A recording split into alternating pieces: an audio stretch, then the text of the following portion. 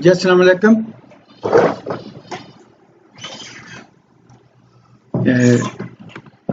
I am going to start the new topic, carbohydrate chemistry.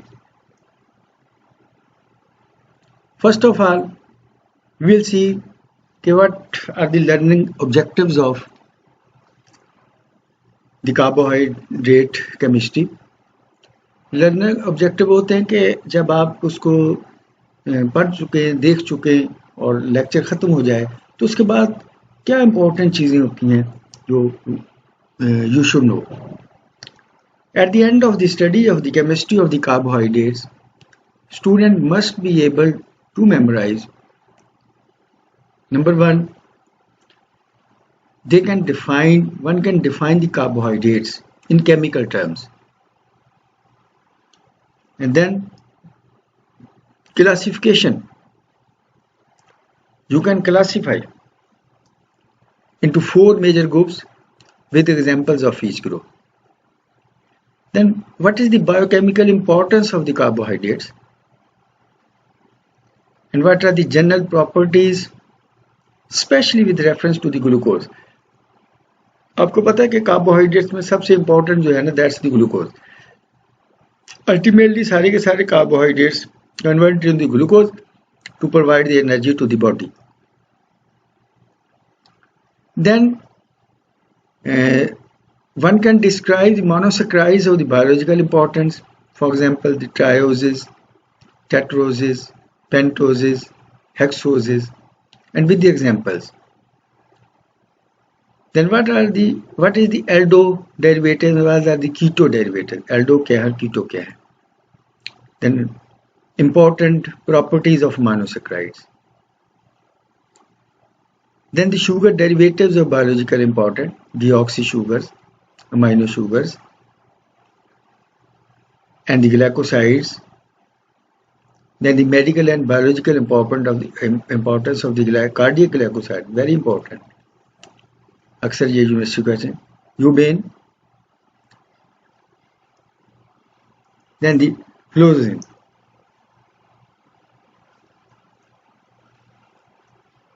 Eubain basically it is the glycoside used for the cardiac stimulus. Basically it's a toxic compound. And fluorosin is also a glycoside used to make medicine. Then the aglycol. When a glycosyl group or a glycoside is replaced by a hydrogen atom, which is called the aglycol. Then the disaccharides and the biological importance of the disaccharide.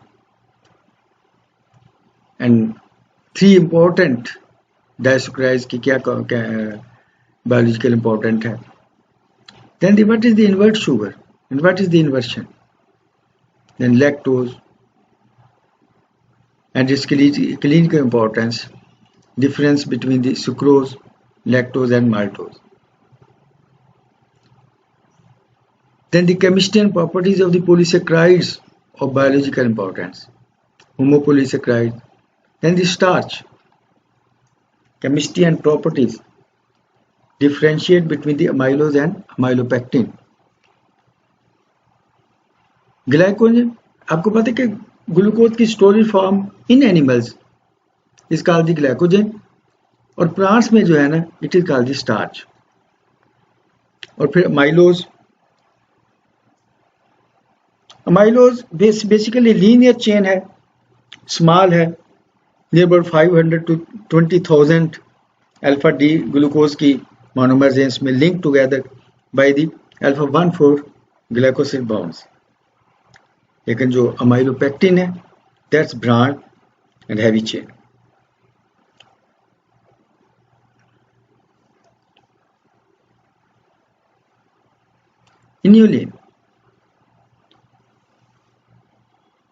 Inulin basically fructose when unite together तो उसको हम इन्युलिन कहेंगे।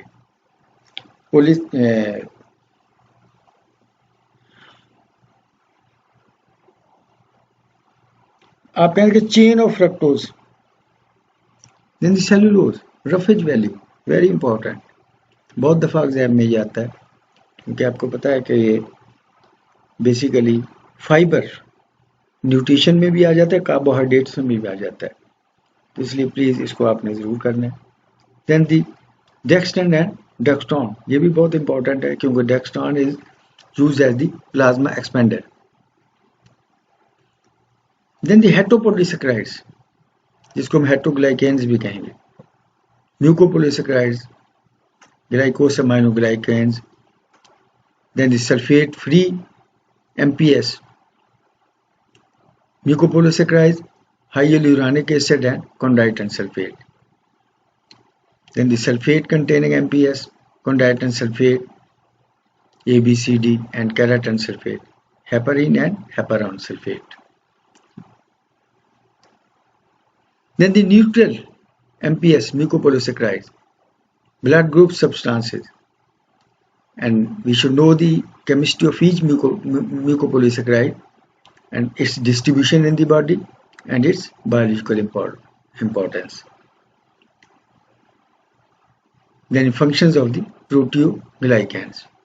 Now we are going to start the carbohydrates. Carbon, hydrates of the carbon. Hydrate water से आ जाएगा। Chemically, carbohydrates contain the elements carbon, hydrogen and oxygen. Hydrogen and oxygen are in the same ratio as in water. तो इसलिए हम इसको the name carbohydrate, hydration, क्योंकि उसकी ratio जो है हाइड्रोजन और ऑक्सीजन की that is almost same as in the water. तो इसको हम कहेंगे hydrates of the carbohydrates. Carbohydrates are widely distributed in plants and animals. जिस तरह भी हमने कहा स्टार्च और ग्लाइकोजन की शक्ल में. Then the cellulose of the wood and paper. Starch is present in cereals, roots and tubers.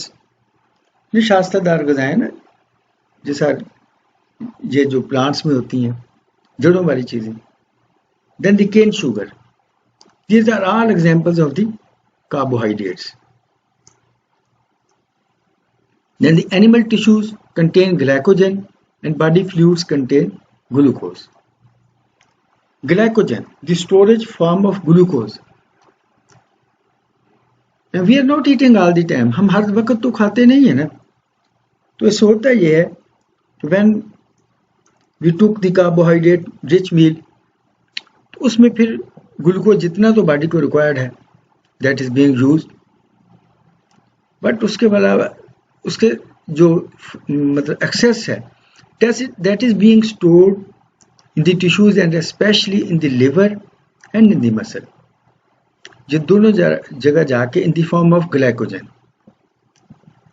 और जो फ्लूइड में हुआ ग्लूकोज है which will cross the plasma membrane and transport in the cell for the production of energy. अब जो glucose that is being stored in the liver, it is being primarily when there is a hypoglycemia. अब हम सुबह नाश्ता किया, उसके बाद या फर्ज करें रोज़ा रखा है, तो 8 से 10 घंटे तक हमने कुछ नहीं खाया, तो होगा क्या कि उसके बाद glycogen, there will be the breakdown of the stored glycogen in the liver. जो स्टोर होती है उसको ग्लाइकोजेनेसिस कहते हैं, सिंथेसिस ऑफ ग्लाइकोजन. और जब एक्सेस में है ग्लूकोज, लेकिन when there is a need and there is hypoglycemia, sugar level in the fluid in the plasma lowers, तो वहाँ क्या होगा, there will be the glycogenolysis, there will be the breakdown of the glycogen molecules and they will convert to the glucose. ये हम second year में पढ़ेंगे. तो उसके बाद ये glucose will raise the plasma level of blood. लेकिन उसके बाद आपने देखा है कि मसल्स में भी स्टोर हुई है glycogen. The storage the glycogen which is stored in the muscles, that will only utilized by the muscles itself. It will not come out in the form of glucose, और वो जो जब इसका process होगा that will provide energy to the muscles. बड़े selfish है ना कि वो जब मसल को जरूरत होगी तो फिर उस वक्त वो ग्लाइकोजेनोलाइसिस होगी, वहाँ पे जो energy, when the muscle required energy, तो वहाँ पे एनर्जी प्रोड्यूस करेगा. that will not come out into the blood to raise the plasma level. ठीक है ना, दिस इज इम्पोर्टेंट. ये क्यों है इसमें फिर हम सेकेंड ईयर में पढ़ेंगे, लेकिन बाहर अभी आपको इतना पता होना चाहिए कि जो ग्लूकोज ब्लड लेवल है उसको अगर हाइपोग्लाइसीमिया को उसने नॉर्मल करना है तो that will be the glycogen which is stored in the liver will be used for this. उसमें एक्चुअली एक एंजाइम नहीं होता, डेफिशिएंट होता है, जो कि ग्लूकोज 6 फास्फेट को ग्लूकोज में कन्वर्ट करता है. क्योंकि जब glucose enters the into the cell, glucose जब सेल में जाएगा तो फिर एनर्जी प्रोवाइड करेगा. The first step in the glycolysis, break down of the glucose to provide the energy to the cell. तो अब उसके बाद अगर ये it goes into the cell, it must not come out of the cell. तो उसके लिए फिर क्या होता है, इट इज बीइंग फास्फोरिलेटेड. ये कार्बन नंबर 6 पे phosphate group there is attachment of then become more polar and large molecule हो जाता है. तो it is unable for this glucose 6 phosphate to come out of the. और उसके बाद ये फिर ग्लूकोज में भी कन्वर्ट होता है. तो सेम जो एंजाइम, जिस एंजाइम ने इसको ग्लूकोज को ग्लूकोज 6 फास्फेट में कन्वर्ट किया है, दैट आर दी अगर ये लिवर में है तो ग्लूकोकाइनेज है, और अगर बाकी बॉडी में है तो हेक्सोकाइनेज है. तो ये सेम एंजाइम इसको वापस नहीं लेके आ सकते. तो इसके लिए हमें ग्लाइकोजन फास्फेटेज की जरूरत है. ग्लाइकोजन 6 फास्फेटेज तो वो एब्सेंट है in the muscles, and this is the reason that the glycogen which is stored in the liver will provide the glucose to raise the plasma level, and the glycogen which is stored in the muscle which will only be used for its own purpose.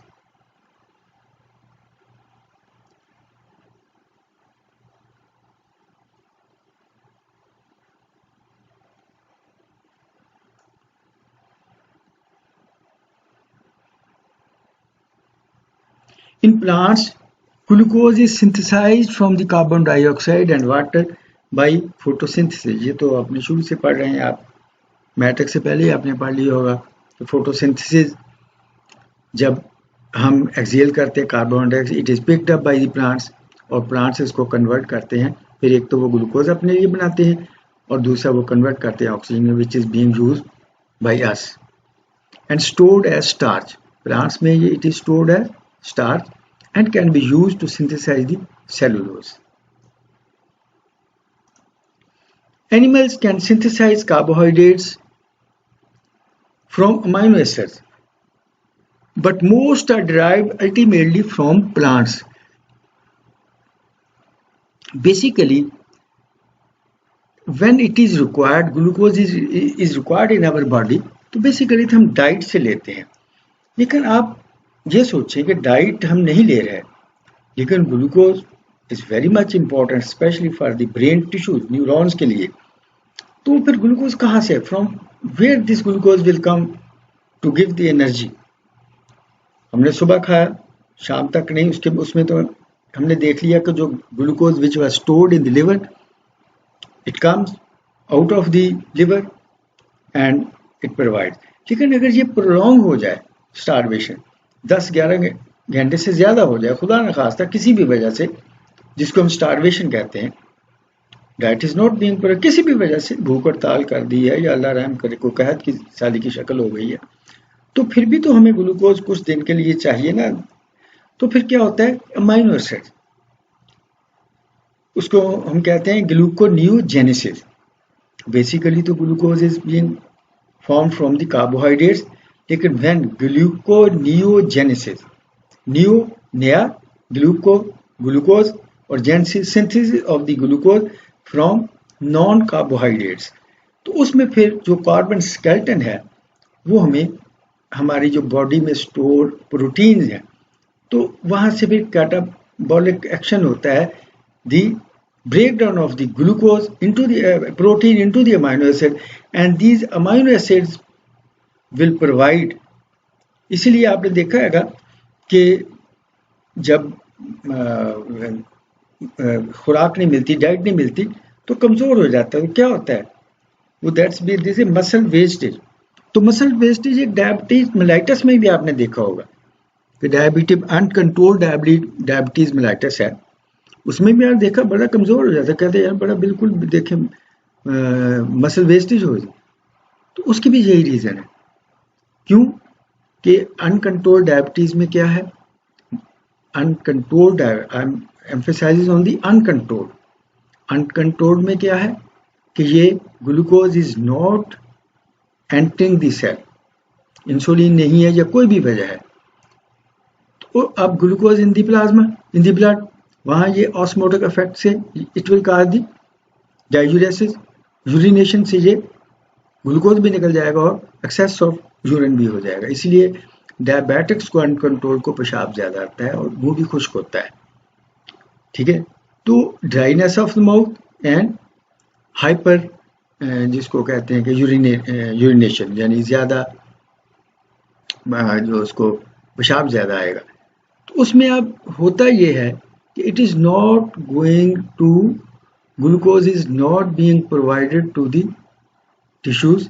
और अब क्या है कि जब glucose नहीं मिल रहा तो ultimately there is a break down of the muscles, muscle में ब्रेक डाउन शुरू हो जाती है to provide the amino acids and the carbon skeleton of the amino acid to the body, that will be converted into the glucose, and this process is called the gluconeogenesis. इसमें फिर fat भी आ जाती है, यानी जो भी body के stores हैं ना तो वो आ जाते हैं। तो इसलिए जो वो कहता है कि glucose is provide, amino acid भी इसको प्रोवाइड बना सकते हैं, but most are derived ultimately from plant। लेकिन नॉर्मली तो हम जो खाना पीना खाते हैं उसी से हमें, glucose is the most important carbohydrate and is the major fuel for fetus, brain and other tissues. Glucose is the precursor for synthesis of all the other carbohydrates in the body. Glycogen for storage, glucose ये precursor है ना, glycogen तो store के लिए, जब it will come out when there is a no glucose is available. इसके अलावा DNA, RNA, ribose, deoxyribose, nucleic acid, then galactose, in lactose of milk, mammary glands में, glycolipids and in combination with the proteins, glycoproteins and proteoglycans.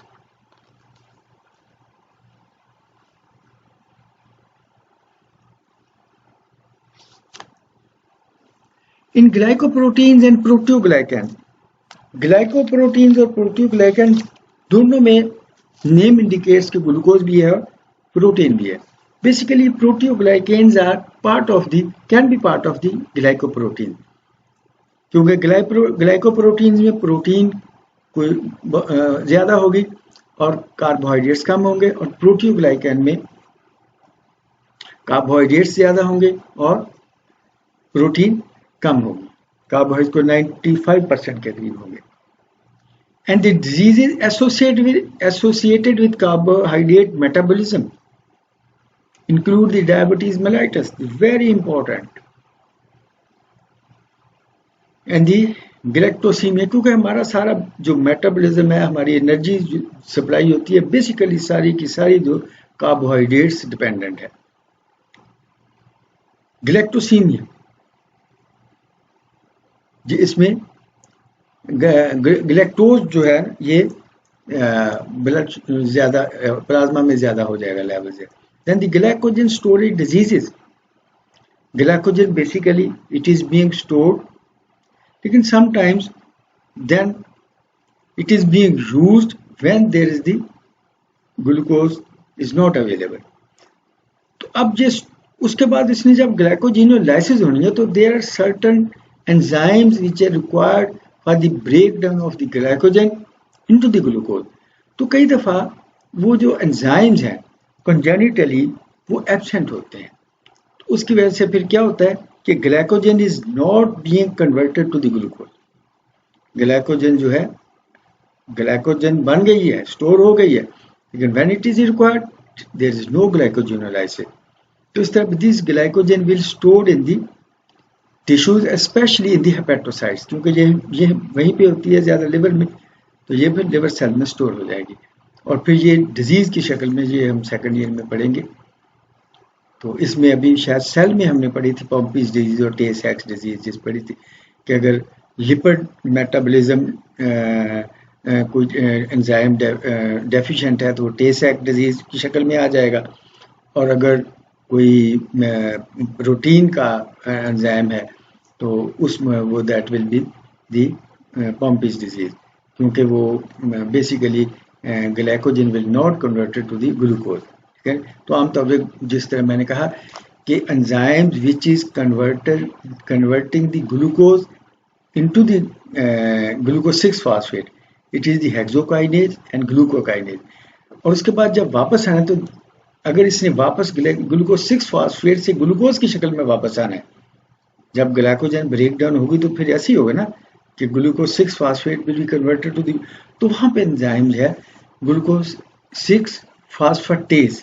तो actually that enzyme बाज़ का deficient होता है, बाज़ का एब्सेंट होता है, जिसकी वजह से it is not, glycogen is not being converted to the glucose and it is being stored and it cause disease जिसको हम कहते हैं पॉम्पीज डिजीज। और भी बहुत सी डिजीजेज हैं, लेकिन वो मैंने इसलिए बता दी कि सेल में हम ये पढ़ चुके थे। Then what is the biochemical importance? Biochemical importance of the carbohydrates. As we know that the carbohydrates are widely distributed in plants and animals, they have important structural and metabolic roles. Metabolism में तो बहुत ज़्यादा, और फिर structure formation में भी आप देखेंगे आके कि ये जब हम पढ़ेंगे ख़ास तौर पे कैराटिन और इस तरह म्यूकोपॉलीसैकेराइड, हेट्रोपॉलीसैकेराइड, तो उसमें फिर they are structure taking part in this formation the structure of the body. तो मेटाबॉलिज्म में तो मैंने बताया कि मेटाबॉलिज्म में तो बहुत ज़्यादा इंपॉर्टेंस है, क्योंकि एनर्जी, जो provision of energy, it is all depends on the metabolism of the carbohydrates.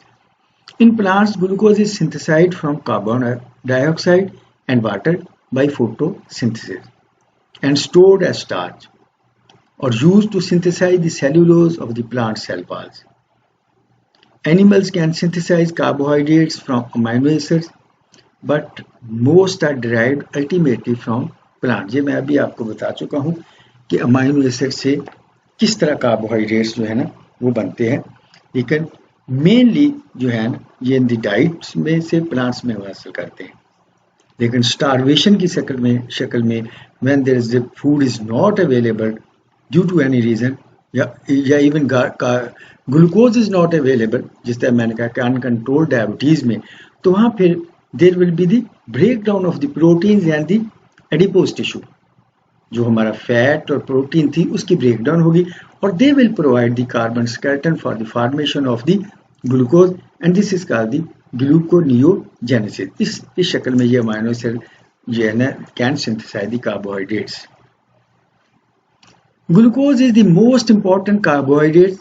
Most dietary carbohydrate is absorbed into the bloodstream as glucose form by the hydrolysis of the dietary starch, and disaccharide and other sugars are converted to glucose in the liver. Mainly glucose की शक्ल में सारी absorption होती है हमारी, लेकिन 3 monosaccharides हैं which can be directly absorbed from the DGAT. उसमें ग्लूकोज तो मेजर है, उसके बाद फ्रक्टोज है और ग्लैक्टोज है।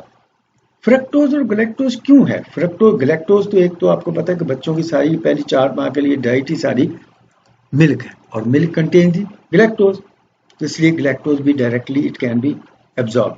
उसके बाद फ्रक्टोज बेसिकली जिस तरह ग्लूकोज है कि न्यूरॉन्स के लिए, सॉरी बॉडी के लिए, लेकिन some special tissues in the body are totally dependent energy supplied by the fructose. उसमें the most important organ is the, वो कौन सा है, द टेस्टिस एंड स्पर्मेटोजोआ। तो इसलिए ये 3 मोनोसैकेराइड्स हैं which can be directly absorbed from the GAT।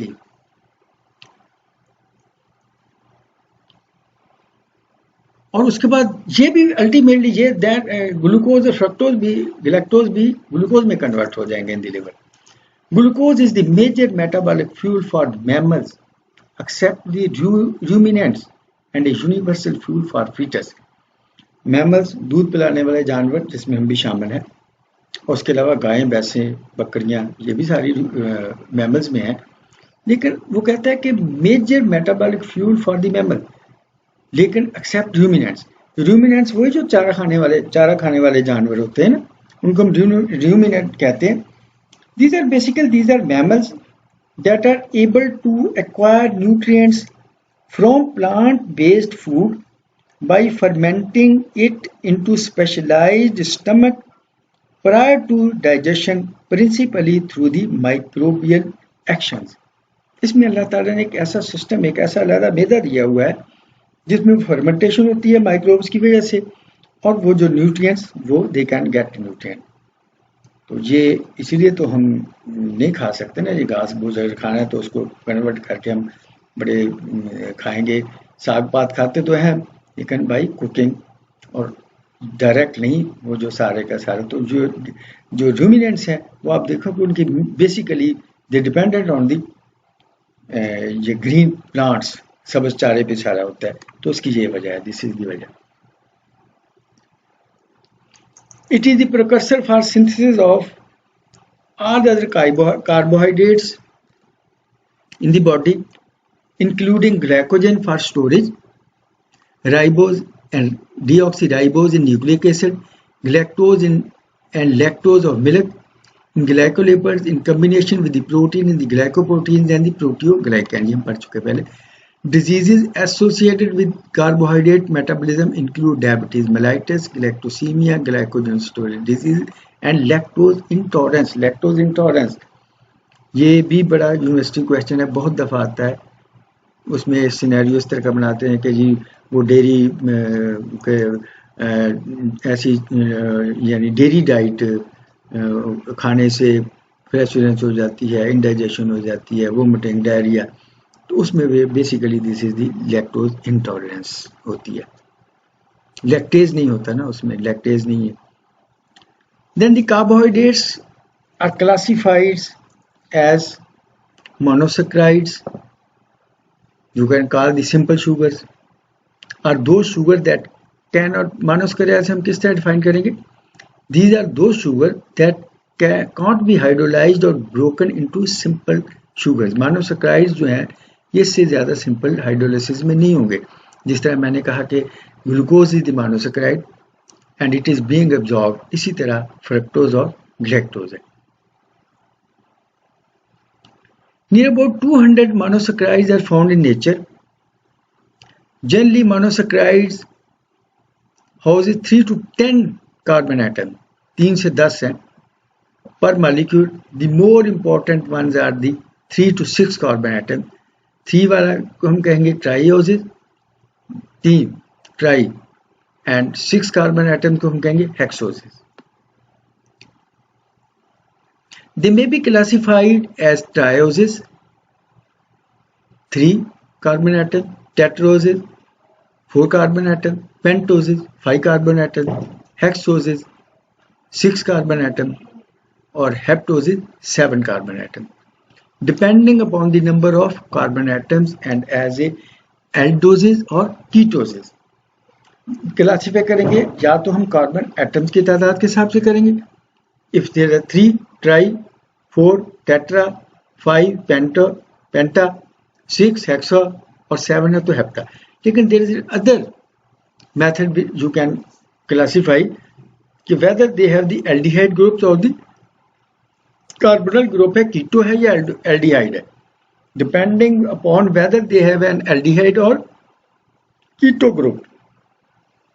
Carbon group आपको पता है कि एल्डिहाइड और कीटो दोनों basically carbon with double bond oxygen के साथ है, तो जो कीटो है, लेकिन अगर इसके साथ हाइड्रोजन एटम ऐड हो जाए तो that become the aldehyde. Without hydrogen keto, C carbon with double bond with the oxygen. अगर if there is the attachment of the addition of the hydrogen atom, it will become the aldehyde group. Trioses में क्या होगा? 3 carbon, 6 hydrogen and 3 oxygen. ये simple है ratio, that is the water ratio H2O. Then the tetroses C4H8O4. Then the pentosis C5 H10 and O5. Then the hexosis C6 H12 and O6. And then the heptosis C7 H14 and O7. Thank you very much. Next inshallah we will start from the carbonyl group, जो अभी मैंने बता भी दिया था. Thank you very much.